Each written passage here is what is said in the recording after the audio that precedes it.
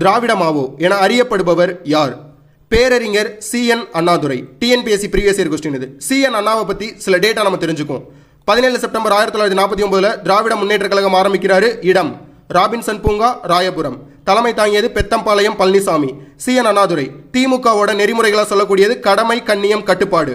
1951 திமுகவோட முதல் மாநில மாநாடு சென்னையில் நடக்குது. தலைமை CN நடராஜன். 1952 தேர்தலில் நாங்கள் பங்கேற்க கிடையாதுன்னு சொல்லியிருப்பாங்க. 1956 திமுக இரண்டாவது மாநில மாநாடு திருச்சியில் நடந்துச்சு. 1957 தேர்தலில் நாங்கள் பங்கேற்கிறோம்னு சொல்லியிருப்பாங்க. 1957 தேர்தலில் 15 MLA, 2 லோக்சபா MP தொகுதி DMK ஜெயிச்சிருப்பாங்க. அண்ணாதுரை காஞ்சிபுரம் தொகுதியில் ஜெயிச்சிருப்பாரு. 1962 தேர்தலில் திமுக 50 MLA, 7 லோக்சபா MP தொகுதிகள் ஜெயிச்சிருப்பாங்க.